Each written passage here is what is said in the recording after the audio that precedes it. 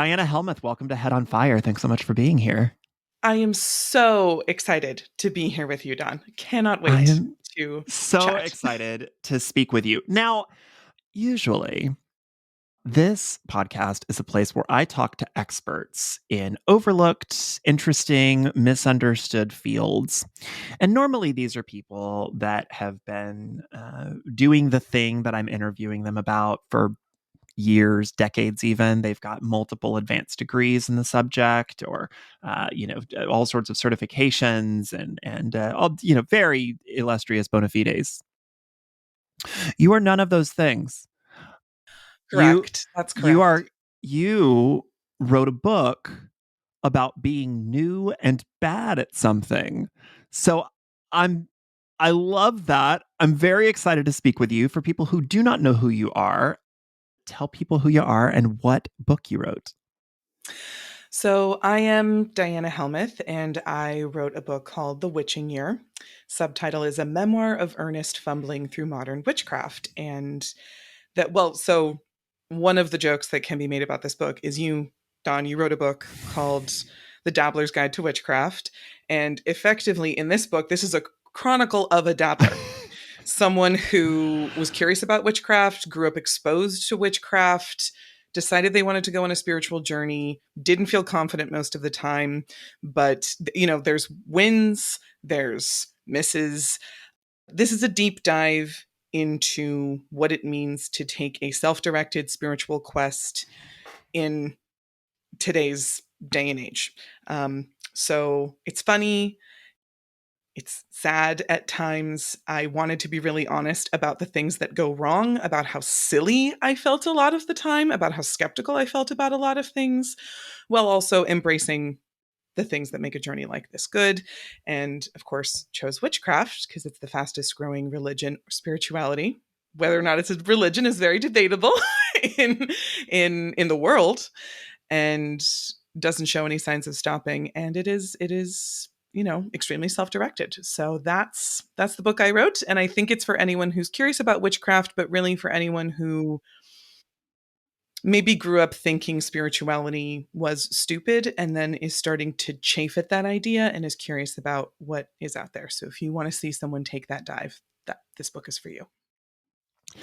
It lives in a literary canon alongside a lot of my other favorite types of books that I try to emulate as well. We seem to have a lot of the same favorite authors. A.J. Jacobs, who actually gave you a blurb for your book, Mhm. very jealous of that. Yeah, we definitely Very used the year of living biblically as a foil, like pretty honestly. sure, Yeah, yeah, sure. yeah, yeah. The year of living witchily. Witchily. Yeah. But obviously, like Mary Roach is in here. Elizabeth Gilbert can't be ignored. I mean, there's a lot of voices. I think people our age grew up reading, that sort of Mhm. investigative, humorous, exploratory nonfiction. Yeah. We haven't seen a book like this in a while. It feels like about 10, 15 years ago, there were so many books that were like, I'm going to spend a year doing this and I'm going to write about it. Right. And this is an interesting magical revival of that tradition. I do want to start though. Why this book? Why Why? witchcraft? Why did you, Diana Helmuth, in the middle of a pandemic, like every other teenager with access to a piece of quartz, decide to pick up witchcraft during the panini? Right, during the panini. Well, so there's sort of two answers to this.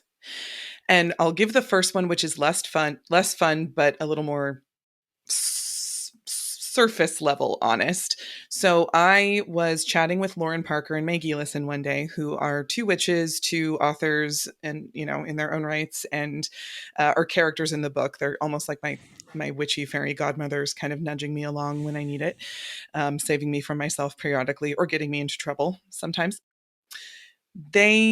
We were chatting about the occult. I was upset about astrology. We were having a conversation about astrology, and I said, I think actually I don't like astrology because I really I think it is against the very thing that it says it's doing. I think it advertises as self-discovery, but in fact is just telling people who they are based on things they can't control, which Mm-hmm. doesn't really feel right. And Lauren was like, that's overly simplistic. That's not you're misreading this willfully, you know. Anyway, we got to talking further, and she said, "Do you know what would be really, really funny is if you tried to live astrologically for a year and wrote a book about it, because you have something stuck in your craw about this, and what is it?" And Meg said, "No, you know what you should really do? You should try and be a witch for a year, because that would be hilarious." Because I am, and I always was kind of attracted to witchcraft and Sure.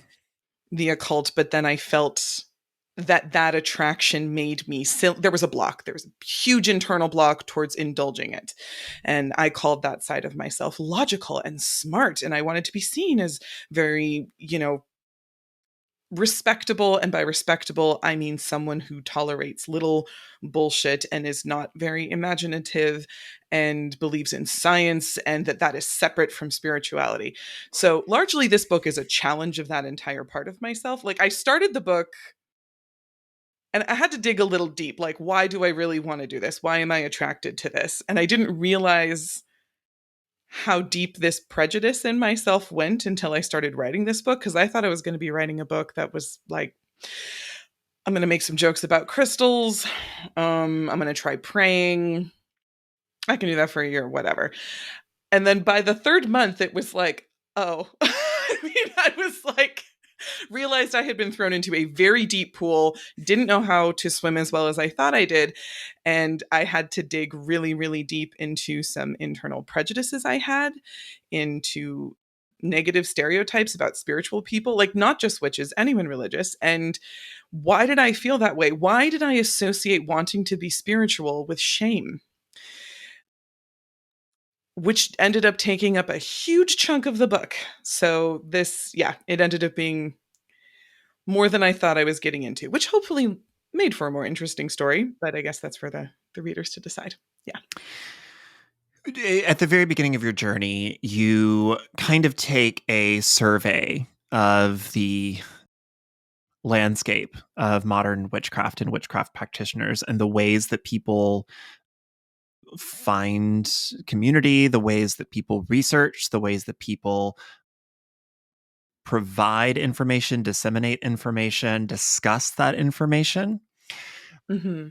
I did love this quote. I have a million of your quotes highlighted, but it said in something something, but instead you're talking about how you thought that this was going to be a journey into something ancient, something mystical, something old, which is what I think a lot of people get Yeah. into this type of spirituality or spiritual journey hoping that they will find, is lots of dusty tomes and Mm-hmm. ancient hags and corners of bookstores without names that appear mysteriously and point you to the true secrets of everything. But what you say is, quote, "Instead, we are following the glow of computer screens towards teenagers with opinions." Yes. So what did you think about, and I think we just kind of talked about this, but what did you think about witchcraft before any of this started? And what was that first survey like, that initial foray into the world as it exists right now? And what did that tell you? Well, Did it so I mean, immediately, did it immediately make you want to like call Simon and Schuster and say, "Goodbye. No, thank you. Here's your money back. I do not want to well, write this book." a little bit. I mean, I definitely had that moment while writing the book several times where I was like, I would like to get off the ride now. And I think if I hadn't fought very hard to write a book about this topic and been fortunate enough to have been paid to do so, I probably would have gotten off the ride, but I didn't. Which I think there's something to be said for accountability in a spiritual journey, even if it's a self directed one. Because when things get tough, you want to stop. And if you push through, sometimes really amazing things can happen. But to answer your question, when I first started, I was overwhelmed by the amount of material on witchcraft that was available, which also, honestly, your book, The Dabbler's Guide, which I had had before because I had just, I think I had bought it previously because it looked cool. And Oh, shucks. it became a very interesting text because there were so many voices out there. Witchcraft is non-hierarchical. There's 1,000 denominations. Witches do not like being told who they are. Starhawk once said in like the 1970s, witches tend to not enjoy joining groups, like by definition. So I was like, okay, there's no Bible, there's no Pope. What, like, there's no imam I can really go consult. I mean, there's the people who I think I should trust. And then I ended up using, it sounds like kind of glib, but I'm actually quite serious when I say the methodology I used was the best selling books, Mhm. because what the fuck else could I possibly do? The most historically accurate, literally, what the fuck does that mean in the context of witchcraft? It's a folk religion. So I went with what the folks were doing. And what I liked about your book is that your book kind of became this, like, this meta guide that was one layer up from the other books that was helping me kind of digest them a little better. It was like an aperitif, or like a Tums. Maybe Tums isn't the best one, but it was like a companion helping me kind of interpret everything around me when things got a little bit stressful, which they did. So the context of your book in the witchcraft space became really clear and extremely valuable to me. I think we need more books like the Dabbler's Guide. To be honest, and the Dabbler's Guide is great. I think it should like come with every book about witchcraft. You should just I also really get I the Dabbler's appreciate you Guide. saying that, because I did I write mean it it. I do. not to be a Yeah. 101 book, but to be a companion guide so that you can kind Yeah. of understand where some of this stuff is coming from, why certain things are included, why certain things sound alike from book to book, Hmm. where some of this good information came from, where some of the bad information Yeah. came It's from, and what to context. watch out for. Yeah, it's context that, but it's context that we talk about, that people that have been Right. doing this a long time talk about. Like I was giving an interview this morning and somebody was like, I had never seen UPG put in a book before. I had only ever seen it in blogs and comment sections and social media, message boards and yada yada yada. I had never seen it in a book before until yours. Hmm. I said, that's because we never put it in a book. I mean, there might be a book out there that has it in I there, didn't see but one. I didn't see I one. I haven't seen one. But you can't. I mean, you cannot swing a black cat in a witchcraft message board without finding someone somewhere saying, "Well, this is my UPG," and I'm like, okay, well, if that's going to be that important to our community, maybe we should have a resource somewhere where people can be introduced to that concept and kind of Hmm. understand what that means and how people use that. So that's why I created the chapters that I created, which are basically like, okay, so here's what I think your chapter, here's where I think you are in your reading. So Hmm. here's all of the context that I would like you to know. Right. Here's all of the things that we're all talking about in the community about the chapters that you're reading. So Yeah. Well, I exactly. appreciated that it did that.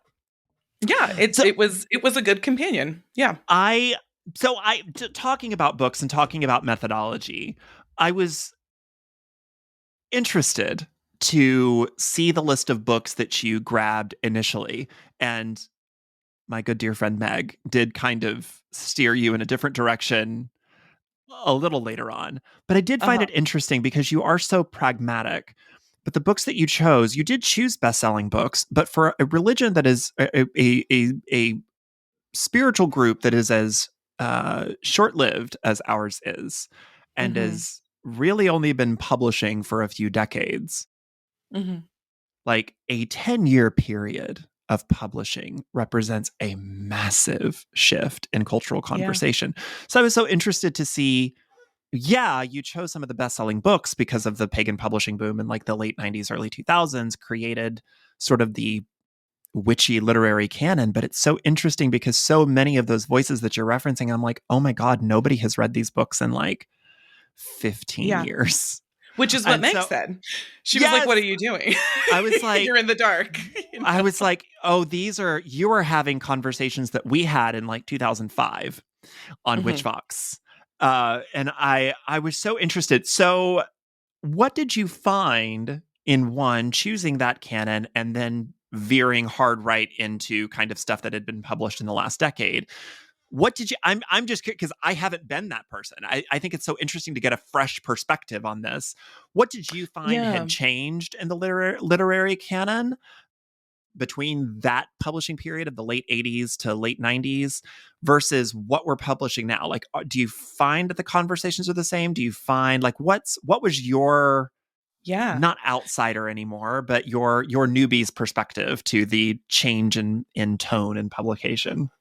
I'm actually so glad you asked this, because there's a little bit of this in the book, but I wrote so much more. And then my editor was like, you sound like you're writing a book report. It's not a book report, it's a memoir. And I was like, well, anyway, so we had to cut a lot of it. But initially, when we started, I thought, okay, witchcraft is huge.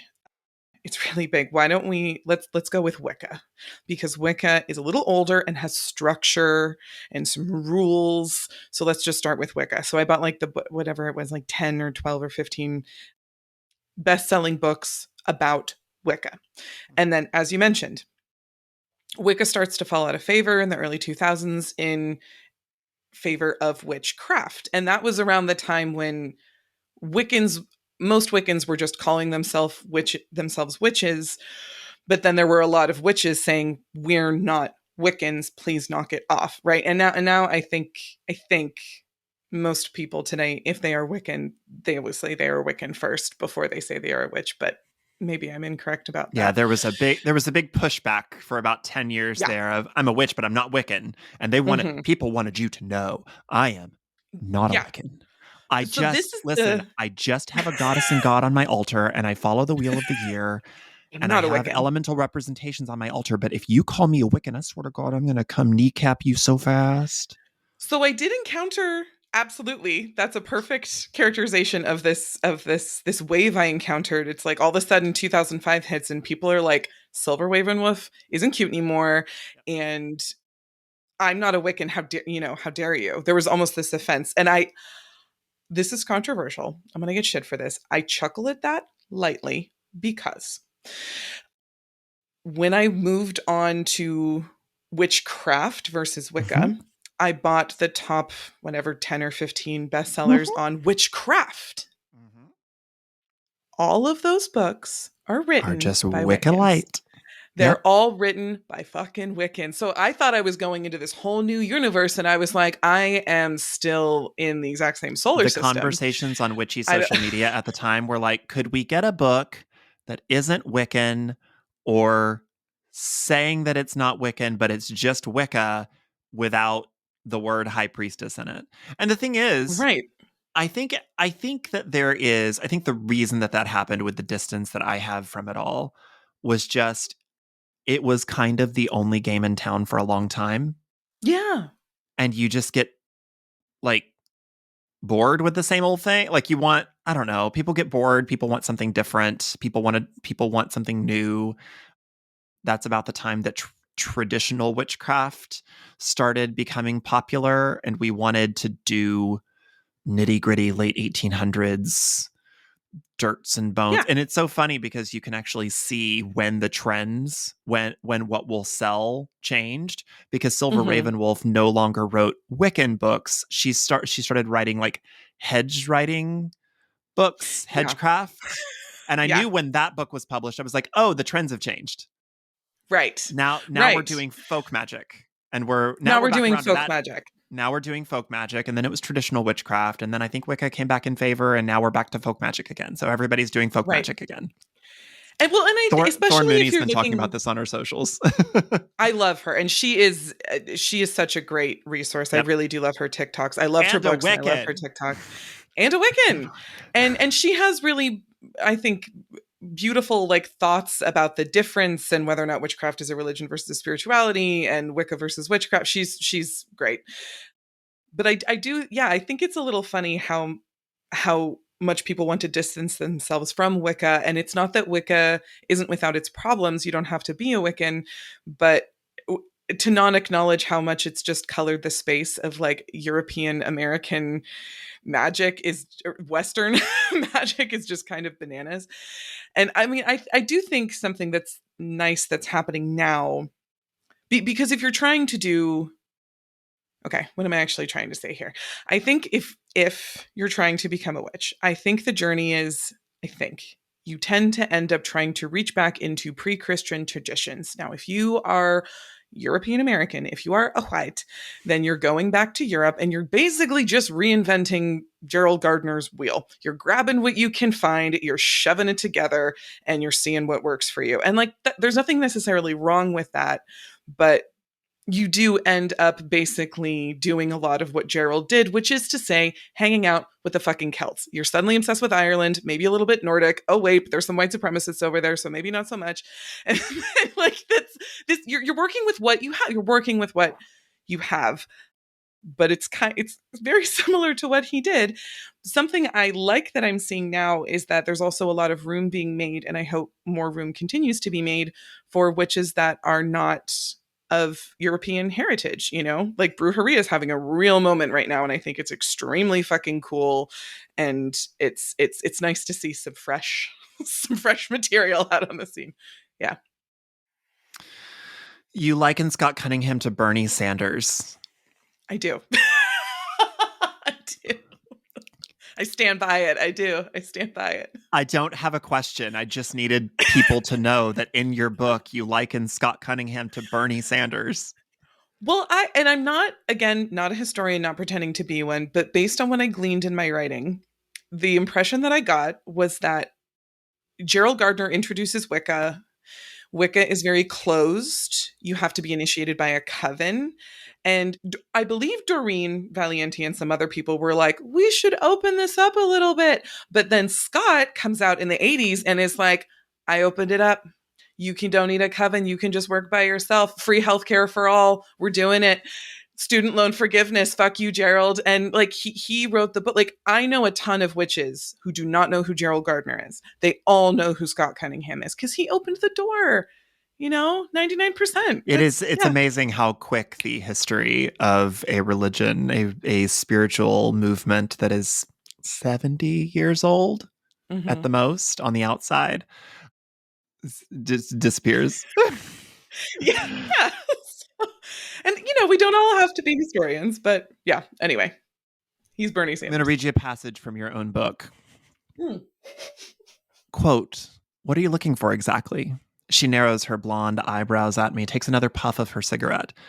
And then you respond, "To feel like I had the power to make all my dreams come true, to feel like all the atoms in my body remember what it was like to be inside the core of a star right before it went supernova." "That's cocaine," she replies, "not religion." I remember being that. Yeah. I remember. So it felt to me, because I remember being new. And this is something that I talk about in my book, not to make this about me, but this is something that I challenge new folks to ask themselves. Why are you here? What were you looking for? Which is a question that a lot of people end up asking you in the beginning.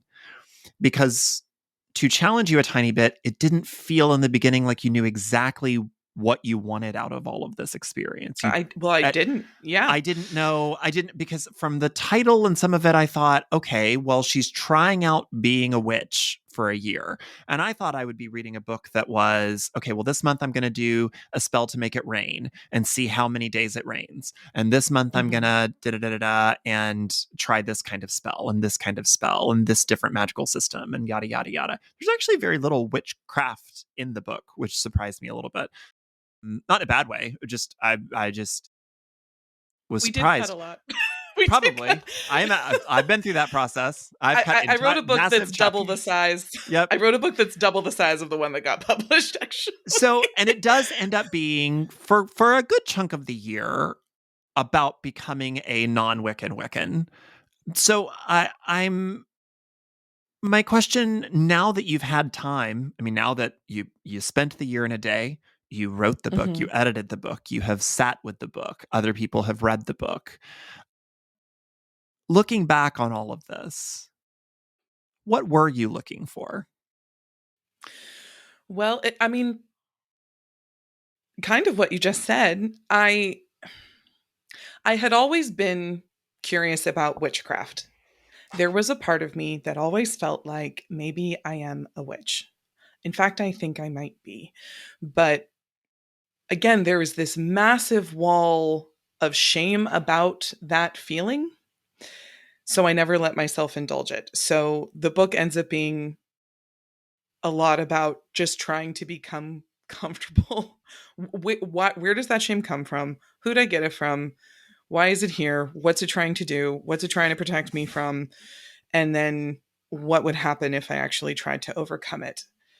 And some successful things do happen. There are moments in the book where I feel like every moment, where I feel like every cell in my body remembers what it's like to be in the core of a star before it went supernova. It doesn't happen often, but it happens because I think I wanted to feel the ecstasy of being interconnected with everything. I think I actually wanted to just say I am an animist and I think everything has a life force in it, and I don't want to feel stupid for feeling that way. And of course, as a tiny little tiny person living in a planet that is full of climate change and wars and politicians, then I can like vote and recycle. It's like you feel so fucking impotent against these giant forces that affect your life. And then here's this spirituality that's like, you can just change things with your will. Holy shit. Of course I want that. I'm a fucking Leo. Like, of course I want power, like that's so I did. Those were the reasons that I did it. I think at some point in the book I try to say it a little more succinctly, in just the phrase, I was tired of God being dead. Mm-hmm. I didn't want to be an atheist anymore. It's not comforting. I think it's a reaction to the toxicity of mainstream mass religion. Great.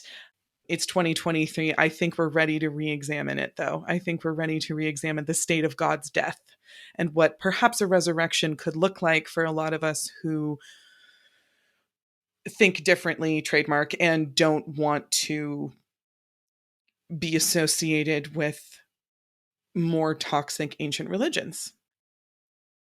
I did. I do. I do. I do want that for me. And I think a lot of other people want that too.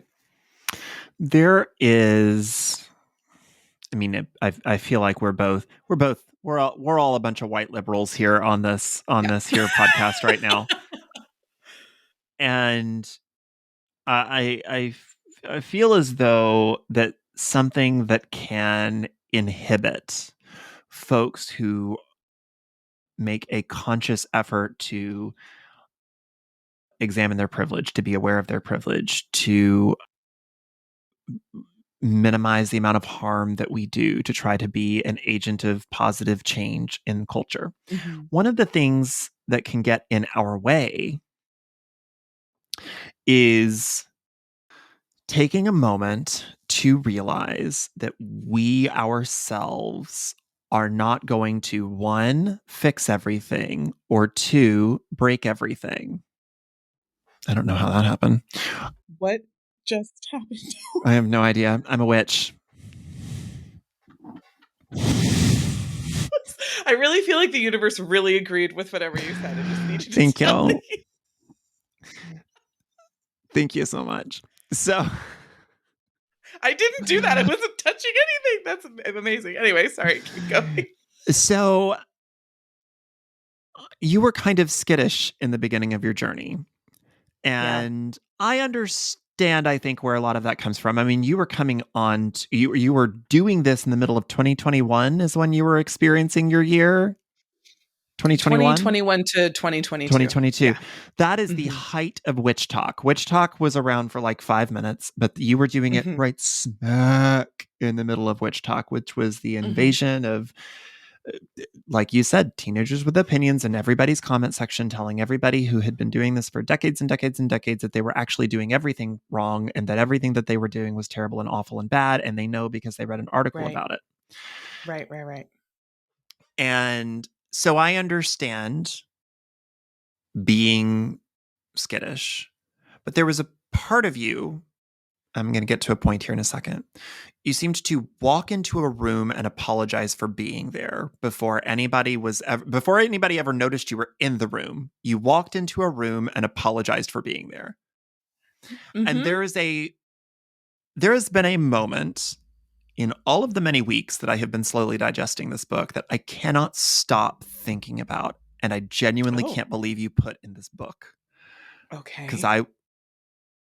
there was a moment where you're doing a protection spell. I think it's like your first spell in the book.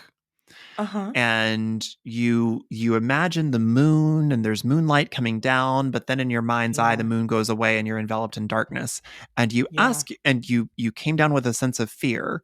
And then you say you felt a sense of fear about all of the darkness, and you ask yourself if being afraid of the dark makes you racist. Being afraid of the color black specifically, Yes, not just the makes dark. you racist. Yeah. And I sat there and I had to put the book down for a second, and I thought, now Diana Helmuth, nobody thinks that. It Nobody was thinks that. supposed to be a joke. I'm not sure it got read. It was I kind read of that supposed to be a joke. and I thought nobody is going to think that. And I get being the white liberal in the room and wanting to get out in front of a crisis before it happens.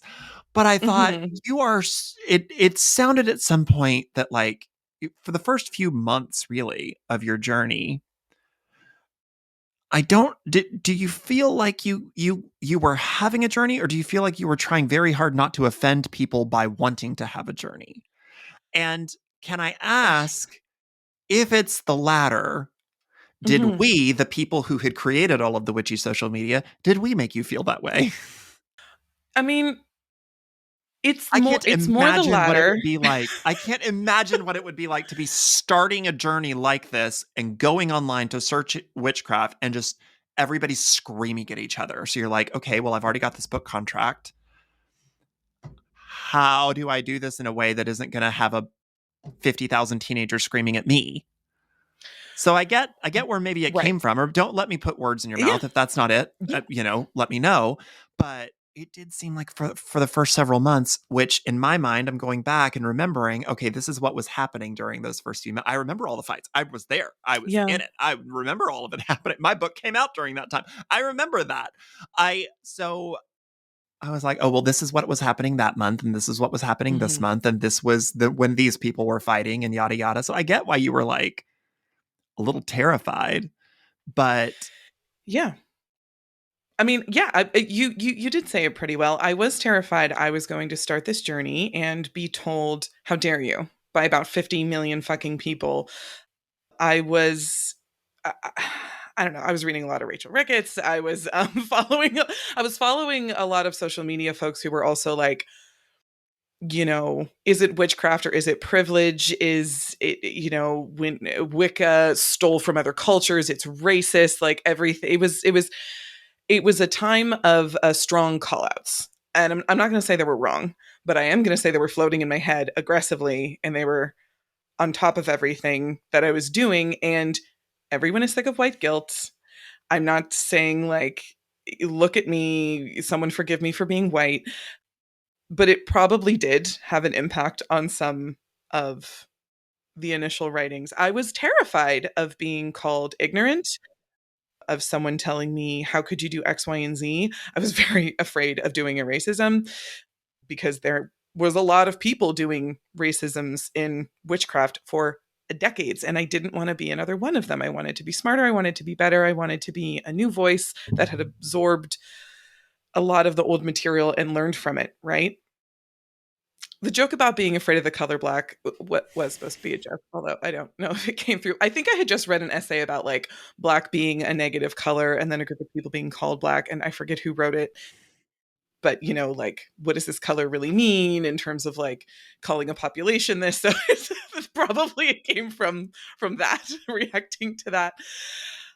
And also, I think when you're in this spirituality that is like, let's go back to your pre-Christian ancestors, let's talk about your ancestors, and if you are white, which I am, that's complicated. And mhm. it's actually not complicated. I think it is very normal to feel guilty if you are a white American for the things that your ancestors did to get you here. And I think if we have no guilt about that, I think there's actually something wrong with us. At the same time, nobody wants to witness white guilt. We're all a bit sick of it. No one is asking for white guilt. So I was like, okay, what do I do with this huge bucket of ancestor guilt that I have that people of color don't want to hear about and a lot of white people don't want to hear about either? And a book that actually really, really did help me with that I talk about it in the book, but not as much as I want to, was Lorraine Montague's book, Brujas, The Power and Magic of Witches of Color. She has so many amazing stories, personal reflections, suggestions for this process. That's not the book she meant to write, but that book changed my fucking life. It changed my relationship to white fragility and white guilt. And I think that book made me a better person. So yes, there's that side of it. There's the cultural appropriation and racism side of it. And then there was also just me genuinely being afraid to come out and be like, I want to write a book about witchcraft, and knowing 1,000 people were going to scream at me and be righteously nervous about how I was about to present their extremely personal spirituality, and their concern that depending on what I said, someone who didn't know them might end up thinking something about them, right? Because that is how these things work. So, Oh, sure. I mean, yeah, I'm and I'm somebody an that's inherently named in your guilty. book a number of times, and Yeah. I was like, that's a strange experience. And I mean, also, I'm just like an inherently guilty person who's kind of a people pleaser, and I'm always afraid people are mad at me. Ask my friends. So if that came through in the book, that's just my obnoxious personality, probably only at base only a level. little bit. But I mean, what was fascinating about it is I thought, well, God, I mean, I would probably act the same exact way if I were coming into it in my late 30s, having lived through everything that I did in the early 2000s and wanting to come on and do everything right, capital R, but Yeah. without being problematic and without getting screamed at because, oh my Uh gosh, huh. watching the mob come for people. But then what I kept wanting to do is like reach through the page and tell you nobody can be mad at you because you're not in charge of anything. Like, Right. you're, Well, yes, there is an inherent privilege that comes with a publishing deal, and you get a bit of a platform, and that immediately confers legitimacy on people that's oftentimes unearned. uh But huh. you're not All of presenting your that. Yeah. book. You're not presenting your book to be a teacher. You're presenting your book to be, well, I wanted to do this for a year. I wanted to scratch this itch, and I wanted to take you all on the journey of what it was like to do this for a year with me. And that's all this is. And I wanted to Yeah. reach through the page and say, nobody's mad at you because you haven't done anything. Like, you literally have you'll walk into a room and say, hi guys, I'm Diana. I am so sorry for being here. I am Yeah. listen, if I could turn around and have not walked into this room just now, I would. But unfortunately, I'm here now and I'm everybody's problem and I'm so sorry. And can't we all just get Yeah. along and don't be mad at me? And it's like, whoa, whoa, whoa, whoa, whoa, whoa, I mean, whoa. that's just my personality at base level. That's just who I. But there seems to We're working on it. be You know, there we're working seems on to it. be a release of that skittishness around day 200. Hmm. Where there is a conversation with your sister that happens around day 200 in which she asks you how you know what you're practicing is real. And you find yourself defending this spiritual path, this newfound spiritual path of yours, despite the fact that for the previous 199 days, you have been convincing yourself that this is all fake. But suddenly you find yourself like defending this and feeling like a part of the community and not apologizing for doing it. And something Yeah, seems to have happened somewhere around day 200. What was that? Where did that come from? And did it surprise you? it did, and it happened in Salem. Um, and I have some mixed feelings on Salem, a lot of which are not We all popular. do. Hi, we all But do. yeah, yeah. Well, that's actually It good. is a I know. I'm tourist sure. I'm sure I trap. can't be the only person who raises their eyebrows at Salem, who also like identifies as and well. Anyway, that I think is the moment It I is a actually. vaguely historical tourist trap. Is Right. Right. And I was kind of like what the fuck am I doing here? Like everyone who was here who was accused of witchcraft wasn't a witch. But as Lauren said, witchcraft needed a homeland. It, in America, that's seemed like it's a good one. everything that we think Salem is was invented in the last few decades. Exactly. Exactly. And at first I really kind of turned up my nose at that and I was like, this is all fake. It's like Disneyland witchcraft, nah, nah, nah. And just being an ass. And then when my sister kind of challenges me with that and says, well, then what are you doing? I think that was the moment where I actually realized I was in fact a neo-pagan. I'm no longer trying to go back. I'm no longer trying to find perfect history. I'm no longer trying to find the books that, as Ronald Hutton says, I'm probably not going to quote it perfectly, but books that not only contained power but had power unto themselves. Like, I'm never going to Mhm. find a black flame candle. I'm Nope. never getting a letter to go to a magical school. Like, this is never fucking happening, but I like this. Okay, it's a path to the future. It's not a path to the past. It's never, I mean, it can be a path to the past if you feel like you're connecting with your ancestors, doing really traditional magic that you know is traditional. God, I love that for you. I want that so fucking bad. I just don't think I can have it. So, but I want this. I want to be a neo pagan. So, fine, fine. I think it's a path to the future. I don't think it's a path to the past. There's too many missing pieces. We're rather, we don't want to go to the past anyway. And we're never going to agree on what it was. So, how about we just take what we have here and we take it forward? That sounds pretty cool to me. I actually would really, really like that a lot. And what if we all just stopped arguing about what they were really doing at Stonehenge? Does it matter? Like, how much does it matter versus what we're doing now? And everything you feel there now is still valid, regardless of what they were doing in the year negative 1000, you know? And that felt really good. Like, I felt like I just released a lot of tension about what I'm doing and why I'm doing it. And I just felt confident. Yeah, for like the first time in 200 days. That's that. Does that answer your question? Sorry. I want to make Yeah, sure I actually answered your question. Thorn Mooney talks about this a lot. She and I have had these conversations where it's like, if a lot of people get into this because, again, they want the dusty tomes. They want they want to touch a chord that links them to the past. They want to engage with the Margaret Murray fantasy of being part of this Yeah. long unbroken line of witches that reaches back to Legitimacy. Yeah. pre-Christian Europe. Exactly, because Yeah. the ancient history provides legitimacy. Oh, it's been around for 1,000 years. Hmm. Great, then it's been around for 1,000 years. Because saying it's been around for 70 years doesn't sound as Yeah. legitimate.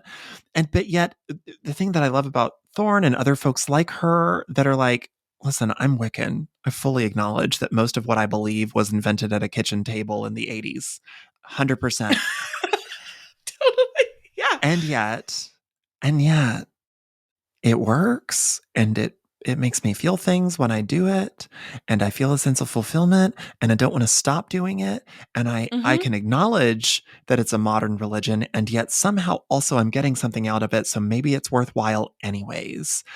Yeah. And you finally reach that point where it's like, okay, listen, I mean, I'm gonna get out of this what I can get out of this, and I'm going to acknowledge that it is what it is, but that what it is beautiful and Yeah. magical, and leads me to reignite a childlike sense of wonder that you hadn't felt Hmm. in a long time. And it doesn't need to be 100% agreed upon, historically legitimate in order to be those things, because we're just never going to get that. Yeah. Yeah. That being said, I was a bit shocked Okay, here we go. by your immediate, if not begrudging, acceptance of the law of attraction as a rule of the universe and of magic that all of us believe for some reason. You do state repeatedly throughout the book how anxious of a person you are. Did you Hmm. did you find this thoughts are things and I can't think too hard about something bad or it'll happen to me philosophy as a natural integration of that anxiety, as like a Oh yeah. well, I am a naturally anxious person. I want everything that I do to be a reason to kill me.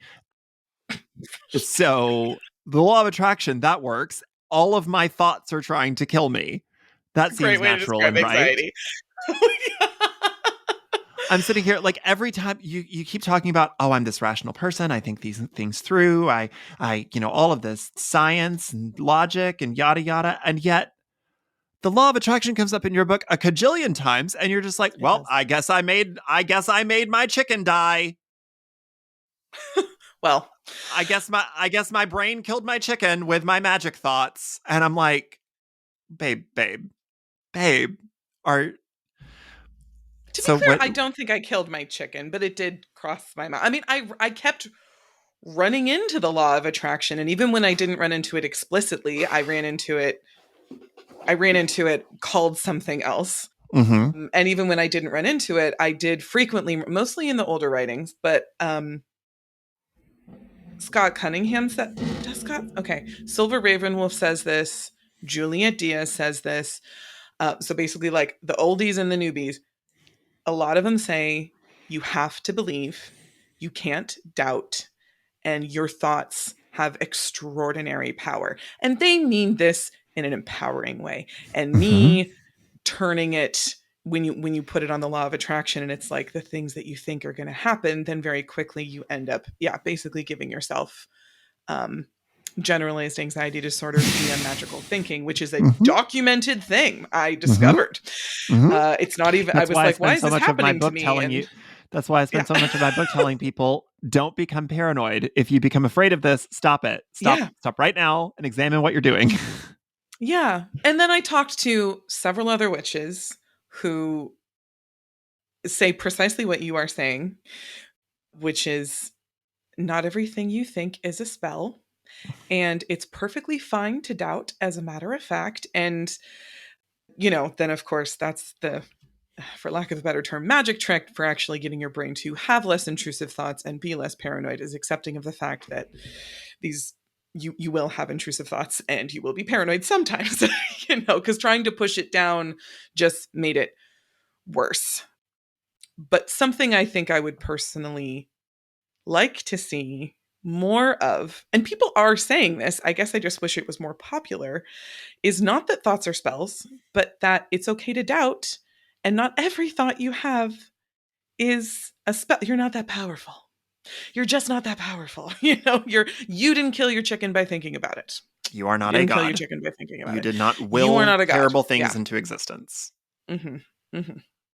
So what I love is there's a part in your book that it it really encapsulates that even the most logical, even the most atheist, even the most I don't believe in any woo woo crap at all, da da da da da kind of Right. person, that person, this like magic is not even a little bit real.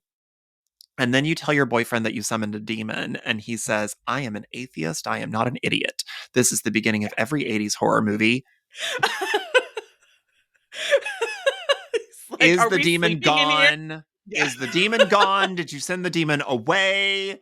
So, what was it like in your life around these super logical people? And did you find that even they have their own superstitions and folk beliefs and stuff? You do talk in the book a lot about how as people found out that you were a witch or getting witchy, that suddenly you get what all of the rest of us get, which is, hey, can you do a spell to find my, hey, could you do a spell to fix my You start landlord's getting doing a thing. requests. Can you get, yeah, Yeah. you start taking requests like you're a Like magical you're a DJ. deli. But what I find so interesting is that it goes in the reverse as well, where it's like, okay, well, you did witchcraft around here. Is the thing that you did gone? Are Mm-hmm. we good to sleep here tonight? And it's like, why does it matter? You don't believe in it. Okay, but is the demon gone? The demon you don't believe in? Is the demon that you don't believe in gone? So Yeah. talk to me a little bit about that. Well, someone, and I don't remember who, but someone once said to me that atheists and neopagans, and I do lump witches under the neopagan umbrella. I realize some people might not like that, but for simplicity, that is how I, in conversations like this, categorize them. Someone said neopagans and atheists are have the most in common across the religious spectrum because they both tend to be interested in the earth, they tend to be liberal, and they tend to want to fight hierarchical power. So I think these people often end up in the room together.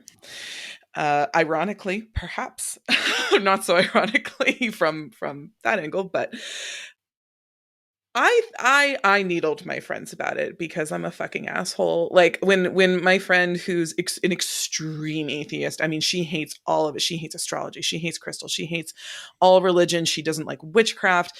She's like, you want to ask the tarot cards? Because when you have a problem, this thing that you can't prove, that you're pretty sure isn't real, but really you don't think about that obsessively unless you're like Bill Maher, you can't prove it. You can't prove it's right. You can't prove it's right. And then you have a problem and you go, well, I can't prove it's wrong. And then all of a sudden the door's open and maybe you're just, it's harmless. It's harmless, right? So that's one angle of it. And that little voice that goes, it's harmless, allows you to play. And I think it's fine. You know, I support it. I'm not going to be like, oh, you still an atheist because you wanted to ask the tarot. I'm not a piece of shit. But something I think that's also true, and wiser people have articulated this better than me. We are spiritual beings. We do crave this. We do. It's in there. And I mean, I think even if you're like, I don't, I don't, you do. You do. And you don't have to act on it. And you don't have to do anything with it. I'm not telling you how to live your life. If you're happy, that's awesome. But I just think this is actually what makes us different from animals. It's this. And so to pretend that it is not there at all is just a little silly. But people get defensive, you know? They knock on wood and you're like, "Oh, so you are superstitious." They fucking panic. It's like you called them a member of the Westboro Baptist Church. I mean, a lot of coastal liberals are very afraid of being called religious. So, and with reason, and I try and be respectful of that, you know? So, I used to be one of them. Yeah.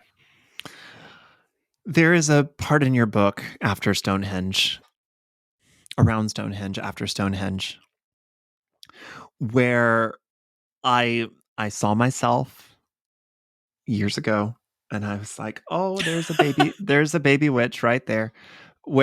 And I don't know a single solitary person that didn't go through this phase and doesn't at least still have some of it in their gut somewhere, where you just suddenly get really mad at the church.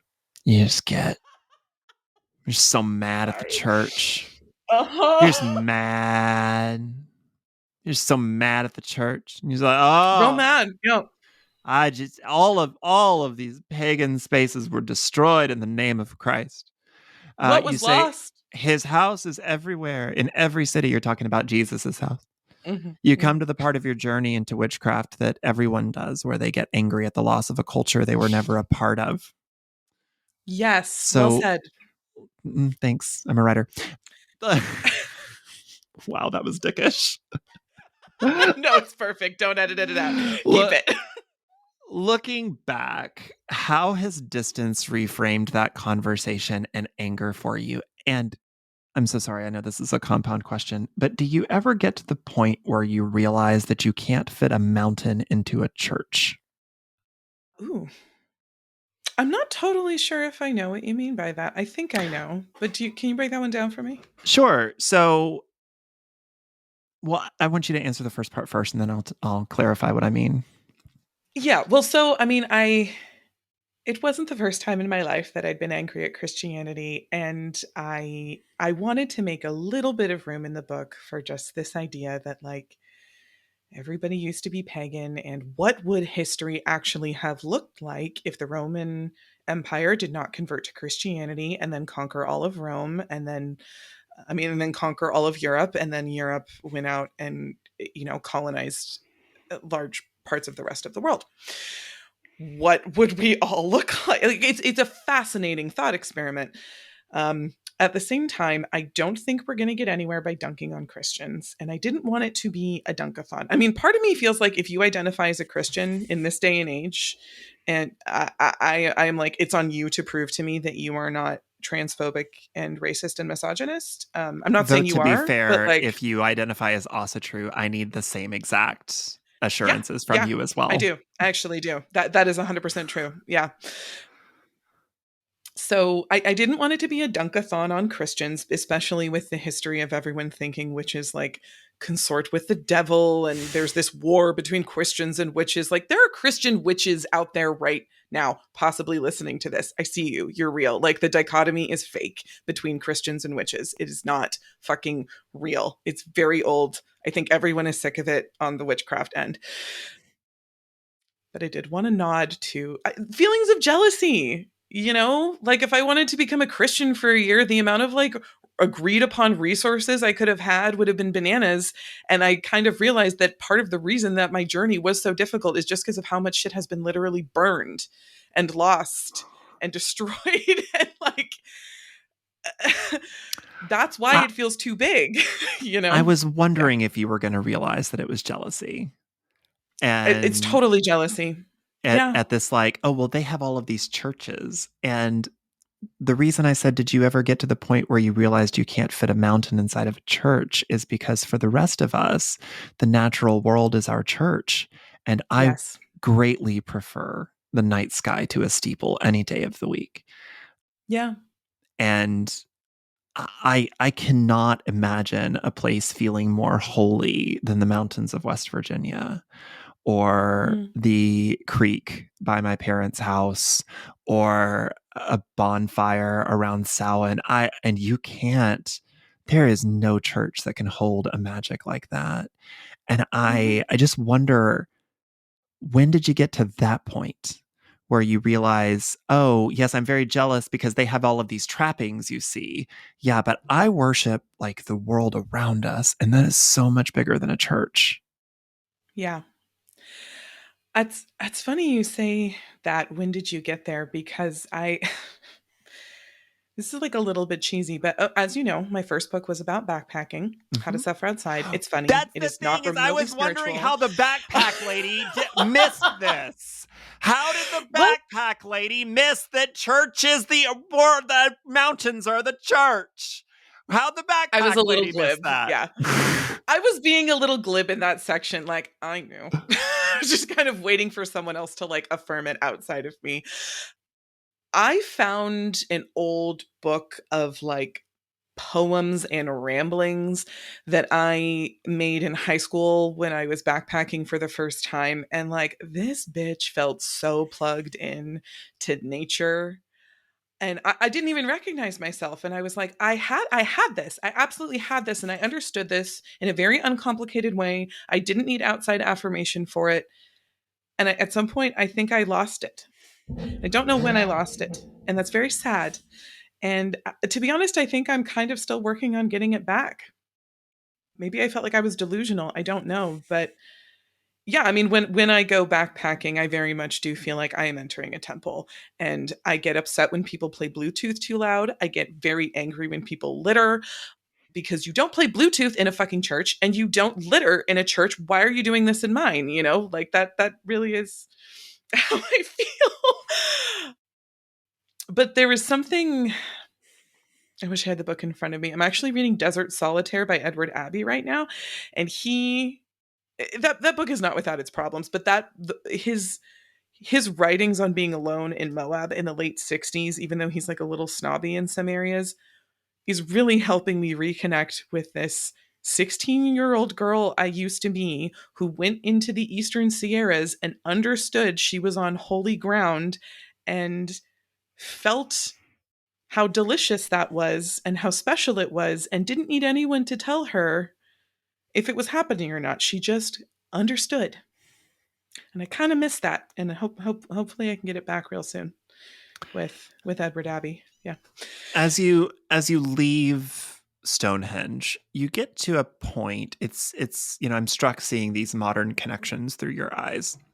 How this leaving Stonehenge leg of your journey seems to be less about what things are and more about what we want them to be, what a person wants them to be, and how, sort of like we were talking a few minutes ago, how there is still something very valid and valuable in, this is what I want to get out of this, and that can be enough. But Mm-hmm. it also strikes me that in that same section, you say you're looking around you at the majesty that is old Europe, and you're saying, oh, well, nothing like this exists in America, except you had It's already true. gone to Salem.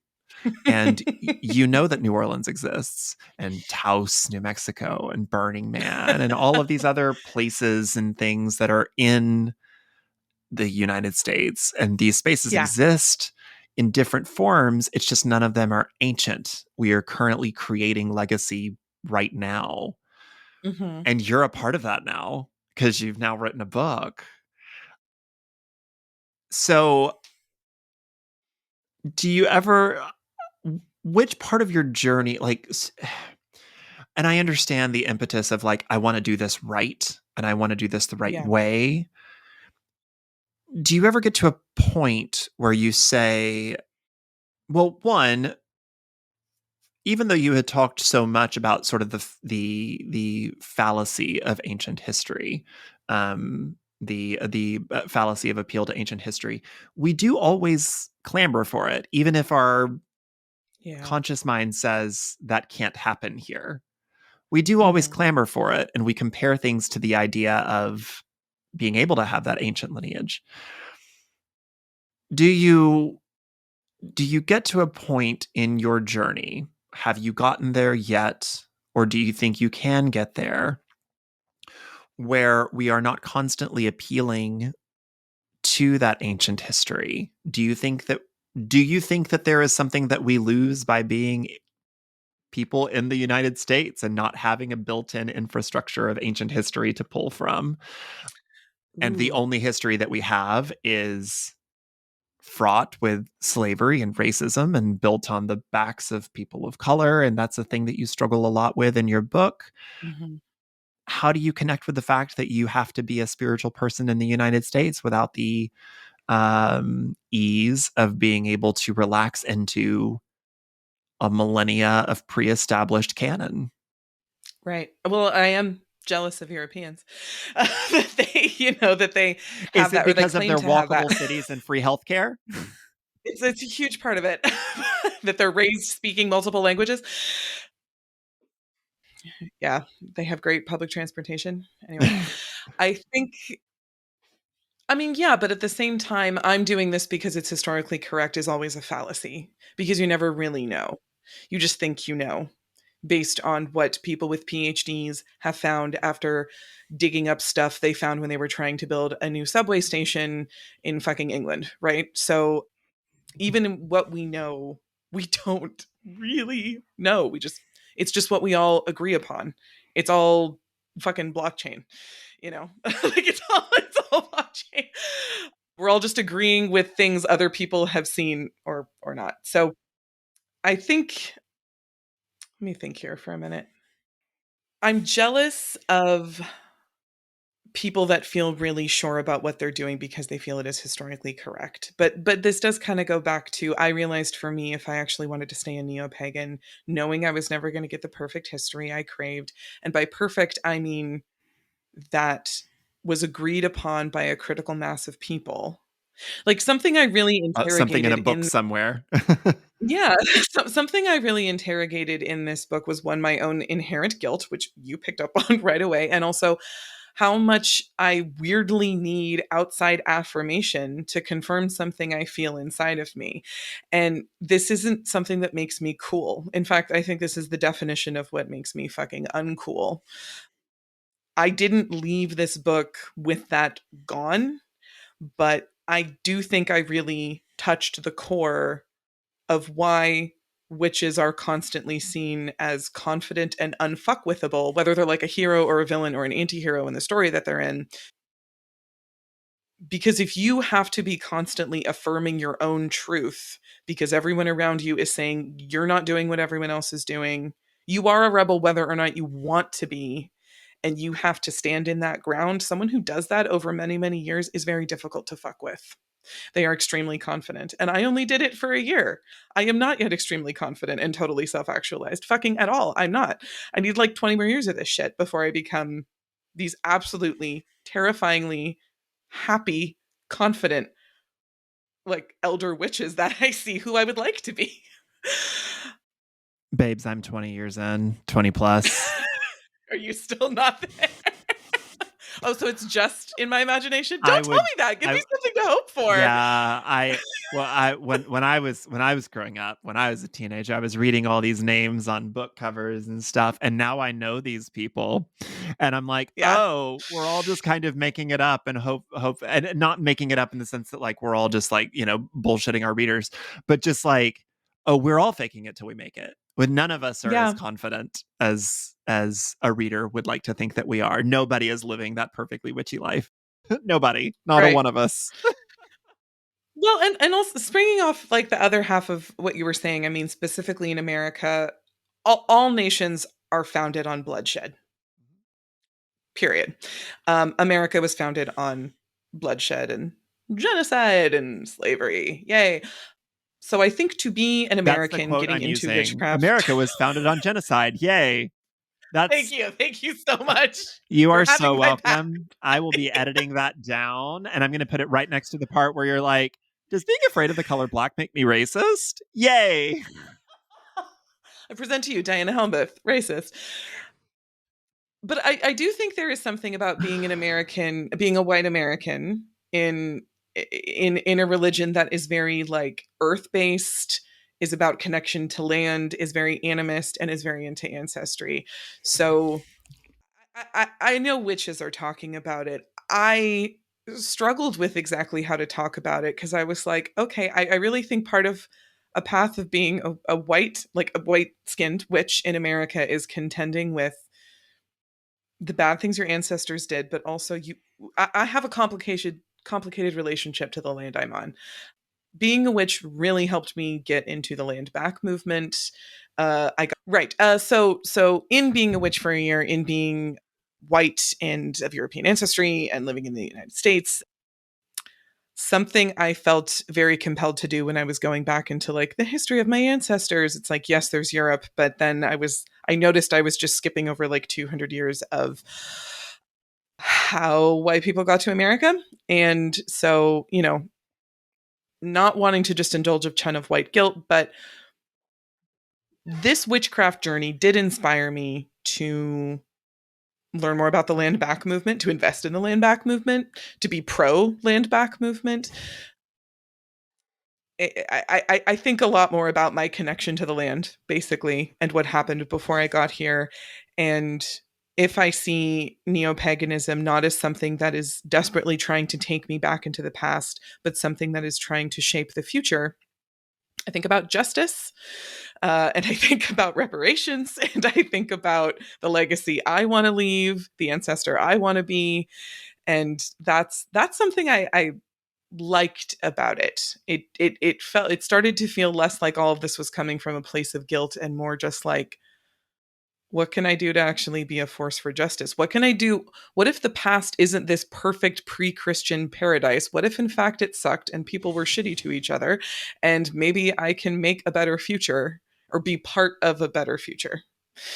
So, That's yeah, that's a good aha moment for you because there was something that you said earlier where you said, well, before Christianity we were all pagan, but you're using the word pagan there in that sentence like the dictionary uses pagan, which is anything that isn't an Abrahamic religion, right. and not how people in 2023 are using the word pagan, which is this sort of diaphanous collection of earth-centric belief systems that are, Hmm. 70 years old or younger. Right.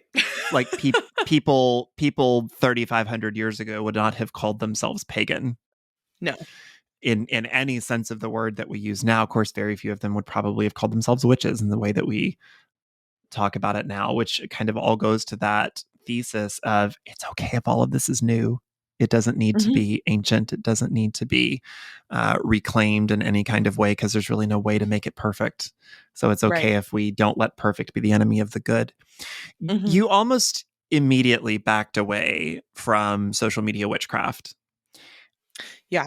after the first few mentions of it. Was that a conscious choice? Where did that get? Were you still on it throughout the writing process? What do you think?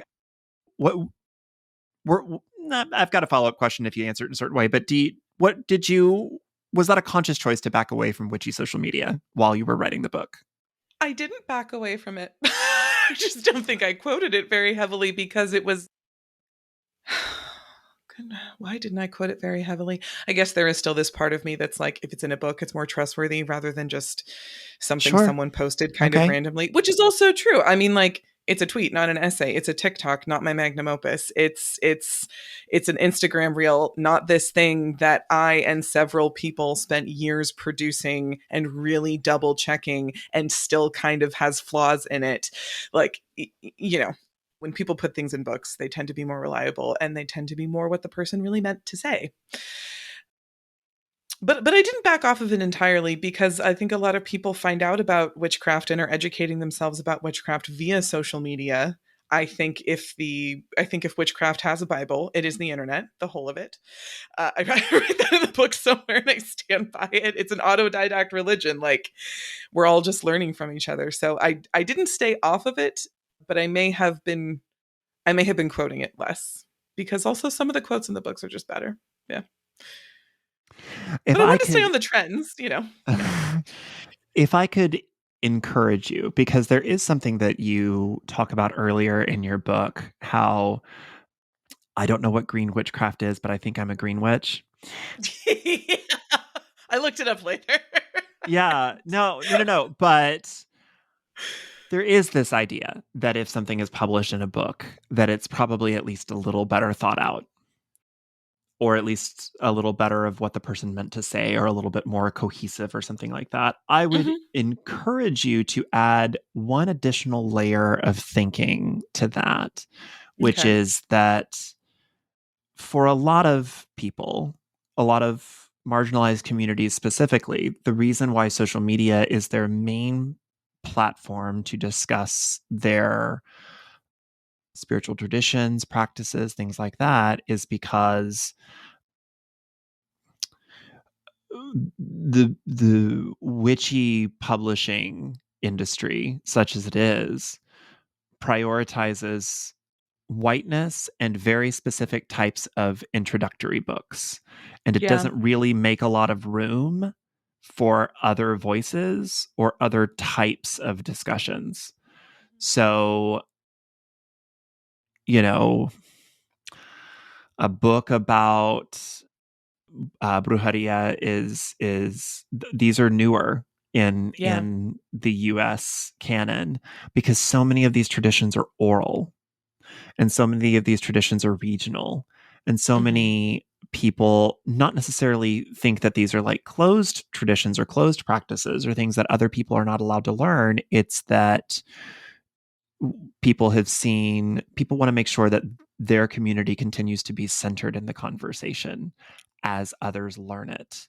And we have seen where other people have tried to publish books about brujeria, curanderismo, santeria, that kind of thing. And they all seem Mhm. to be white ladies in the California suburbs who Hi. don't actually have any kind of cultural connection Yeah.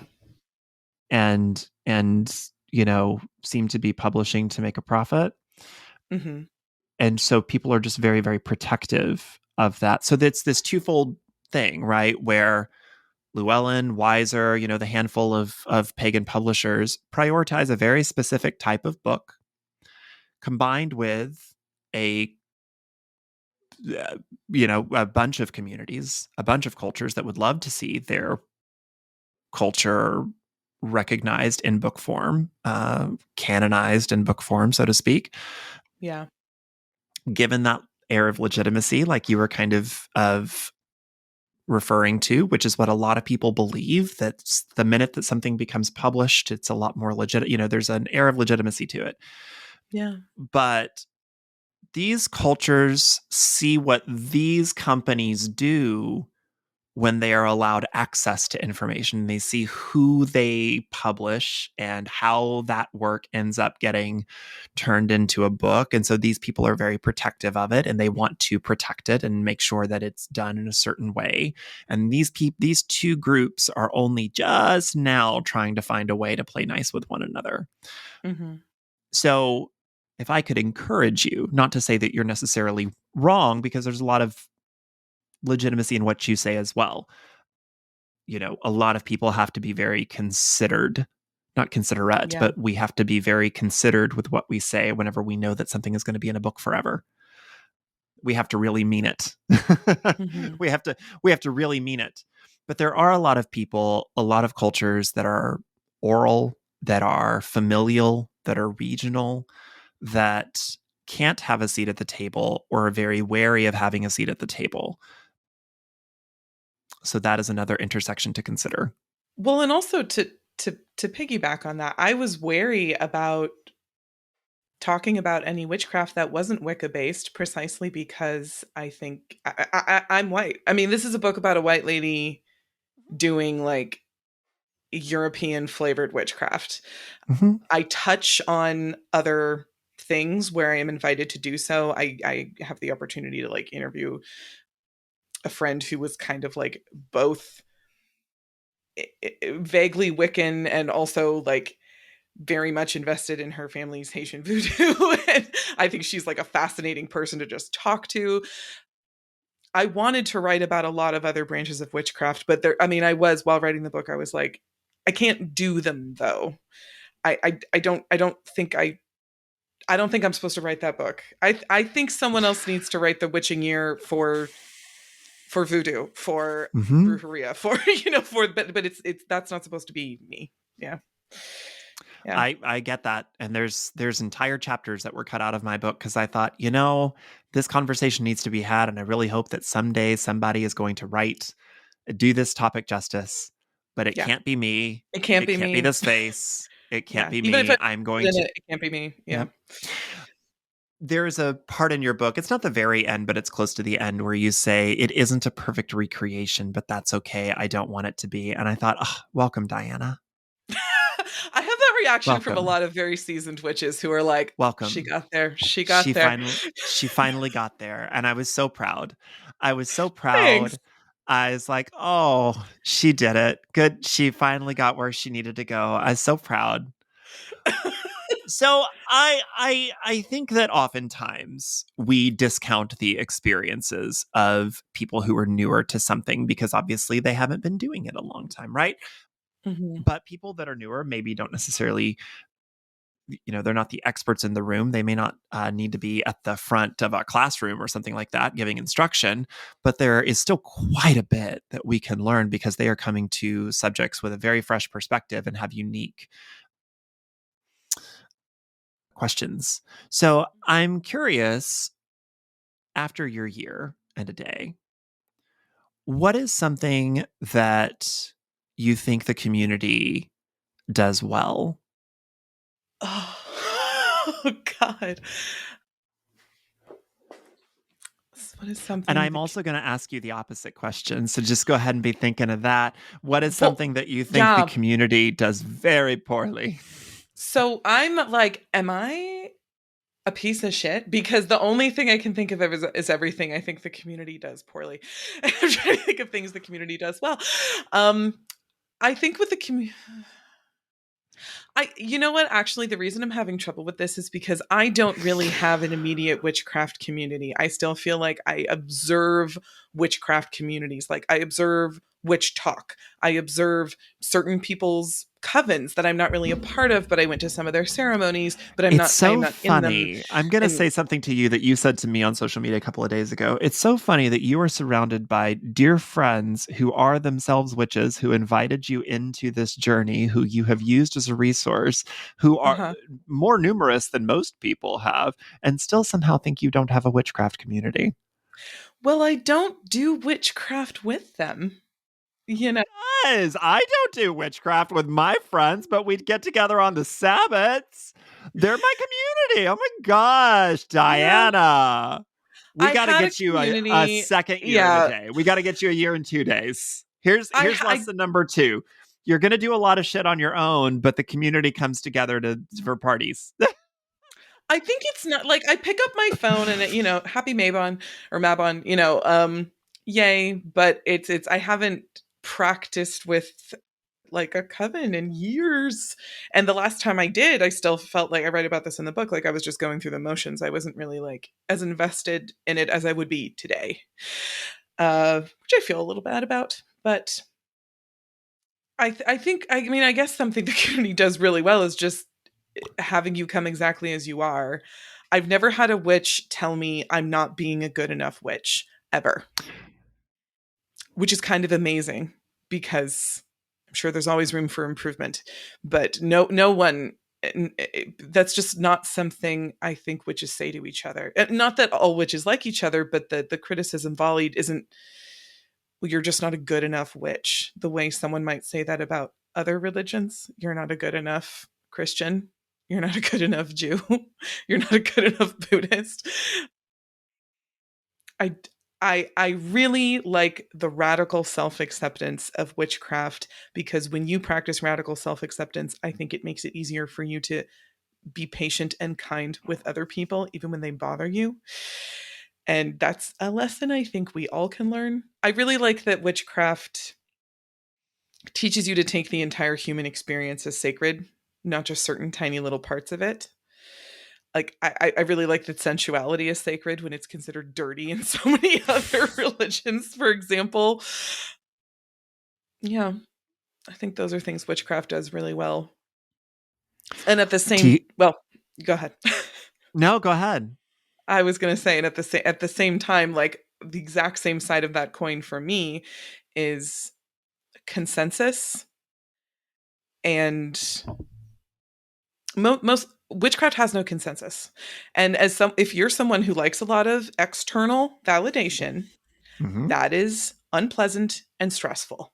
Like if you are not someone who already kind of enjoys being a rebel, witchcraft, you probably might be doing witchy stuff, but you will never identify as a witch because you don't want to be transgressive. You don't want to be a fucking edgelord. You like candles, you talk to the moon sometimes, you pray a little bit, you're superstitious, you think there are these witchy things inside of you, but because witchcraft is still associated with rebellion, you'll never you might not ever really get any further than that. And I think that's kind of a bummer.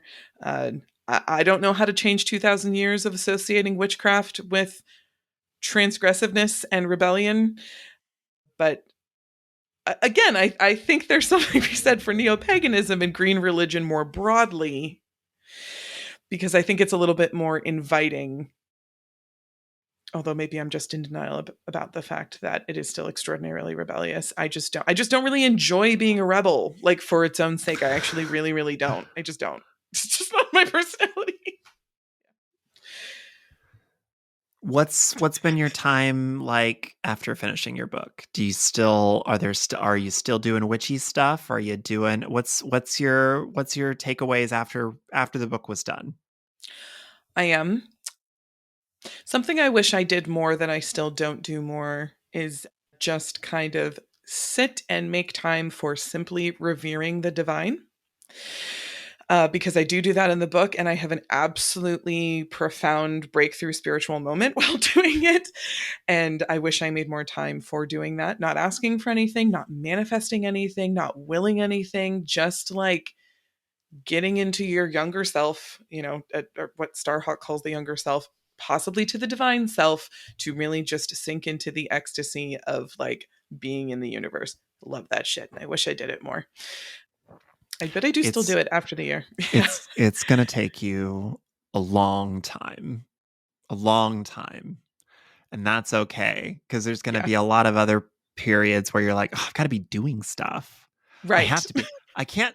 I can't just abide. I have to be doing something. I have to do a candle about it, or at the very Uh-huh. least, I have to be doing a candle about it. But you get to a point after a while where the most you're going to do about it is lay in your hammock with a glass of wine and stare at the moon. Hmm. Yeah. And that's going to be what you do about it. Yeah. And you are going to come to a place of peace and a place of wonder and a place of marvel in the truest sense of that word. And when you do, you're like, oh, oh, this is Right. why, this is the there that's there, even though this is only 70 years old. This is the there that's Yes. there. And there's such a there. And There's and such once a you get there there, you there. don't care that it's only 70 years old, because the there is so there and it's so big and great. Yeah. And I am glad I had that experience, because it feels like one of those things that's like, no matter what happens, that can't be taken away from me. And I will admit, when I really need something, I do a spell about it. I cast a fucking circle, I light a fucking candle, I talk to the whole thing, because I'm like, listen, it's not gonna hurt. You do the mundane actions, and then you go, I'm gonna be in my bedroom for half an hour. Don't open the door, no matter what you hear. You know, like that's And yeah, and how many more demons have you summoned? zero. Listen. I know I did that wrong. I know I did that wrong. I did love No, I your don't adorable yet. hawk spell. I was like, oh baby, that's cute. That freaks me That's out. That cute. actually really did freak me I out. That don't freaks know me out a why. lot. I was like, okay, but would Diana today tell Diana of 2 years ago, like, you did not kill your chicken? You seem to be very convinced you're going to kill all your chickens somehow. Like, you're going to summon a hawk to kill your chickens. You're going to think them to death. You're going to like. They're Can very you? fragile. Chickens are very fragile. They die often. I grew up raising chickens. I literally live There on a you know. farm. They die like for no reason all the time. Like Yes, nothing. they're Actually, like honestly, like plants. being raising chickens, and I lived in a city, but like having 4 chickens and just like how randomly they could die for no reason. I was like, no wonder farmers are religious. So much of I this is just out of your hands. You have to I be did appealing to a love higher power. I did love as somebody who's married to a veterinarian, I did love that you raced this chicken to a veterinarian as though that I veterinarian is going to did. do anything for your chicken. And I just love that. And I love that the veterinarian didn't make you feel bad about that, but also that veterinarian does not No. know anything at all about chickens. Anything at all about chickens. They probably can't even treat birds because you have to have a special license to treat Well, birds as that's an the exotic. thing. I called like 5 Oh, did places, you and go to this an place was exotic like, pet? it was like an hour and a half away, because they were the only place. I was Yeah. like driving to Yes. central fucking Oh, I California didn't to know see a that. bird. Yeah. Oh, I thought you just looked up the nearest vet and went there, and I Oh thought, no. oh, baby. Oh, No, no, no, honey. no, no. You went No, no, to an no. exotic Yeah, pet because vet. Oh, you did right. Oh, look I at went, you. and well, it didn't do anything. Didn't do anything. We did find out eventually. I mean, spoilers. We did find out eventually why she died, and it was like, it was nothing I did. It was No, just, I it's think never she picked anything you up did. something It's from a the, wild yeah, bird. Yeah. yep, yeah, it's fine. You're fine. Your thoughts Yeah. didn't do it. And then, but see, knowing that, are you still like, well, if I think too hard, I'm going to kill my aunt? If I think too No. hard, okay, good. No, I did. I backed away from that, and I was happy to do so. Well, because I have this self awareness at some point where I was like, I'm driving myself insane. This cannot possibly be correct. This cannot possibly be what I am supposed to be doing. I don't think being paranoid is a mark of a successful witch. Okay. And I started talking to other witches who were like, no, your thoughts aren't spells. We know the law of attraction isn't if you dig it on the surface just for a minute, you realize it's actually really, really problematic. And also it doesn't quite work that way. At the same time, I do believe in manifestation, which is very close to the law of attraction. You know what I mean? So Mm-hmm. they bleed into each other a lot. But no, I no longer think thoughts are spells. There's a woman at the end of the book, Raven Inohosa, who told me something that I absolutely loved. And she also let me be free of a lot of my doubt, which was by saying, I'm not articulating this very well. She said, if you want something, if you put that energy out into the universe, even if you doubt it, it doesn't matter. If you throw a stone into a pond and you doubt the stone, is it still making ripples? And that was the metaphor she used. I liked that. I actually liked that a great deal. So, but yes, I no longer think I'm killing anything with my mind. And I mean, I have moved recently, and I was pretty paranoid about my pets running away, because that tends to happen when people move, but I don't think that has anything to do with witchcraft. It just has more to do with animal psychiatry. What is your what's your takeaway? What are your conclusions? What did you find? Well, this is it kind of echoing something I said earlier. I like that witchcraft is growing in popularity, even though I know it's irking a lot of people. And I dislike that witchcraft is associated with rebellion. What I found in modern witchcraft is basically a modern spiritual movement that is self-directed, deeply self-forgiving, that creates confident, empathetic, kind people who are really, a lot of the time, focused on the earth, which needs some fucking help right now, that are very into racial justice, and that needs some fucking help right now. And I'm like, here is a green religion, to quote Oberon Zell Ravenheart, that I very much think could lead us into the future if we would like to hop on board. I'm not saying you need to stop being a whatever you were born as and are happy as, but like everyone should be fucking around with witchcraft. I promise I'm not trying to tell you a sham wow. Like I know I sound like an infomercial, but I had many moments during this year where I was like, I urgently need everyone I know to also be doing this because it will solve all our problems. How do I do that? And then I'm like, no, this is the trap. Religious people proselytize and then everyone hates them and then makes jokes about them and you will have no friends. You can't do that. And I was like, right, I can't proselytize. I can't proselytize. But I want to. I really want. Witchcraft is going to solve all your problems. Basically, that's my takeaway. It really will. The Witching Year, a memoir of earnest fumbling through modern witchcraft. Witchcraft will solve all of your problems. Diana Helmuth. Yeah. Put it on the flag, put it on the money. Yeah. So, as we wrap up, tell people where they can find you, what you're doing next, anything you want people to know. I am on TikTok and Instagram and a little bit on Twitter at Definitely Not Lost is my name.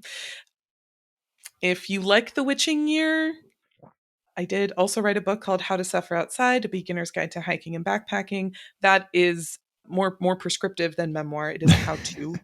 The Witching Year is not a prescriptive book about witchcraft. It is just me romping through a spiritual experience that hopefully you find delightful, maybe relatable, maybe you feels like gives you permission to go on your own. Yeah. Follow me. Well, And if you read the book, actually I do like hearing from people. If it had any kind of impact on you, please tell me. I think writers love that. We do. We do. Make our day. Write us a letter. Oh my god. well, thank you so much for being here. And blessed Samhain, new witch. Blessed Samhain. It's coming up. Yeah. Thank you so much for having me. Seriously. Thank you.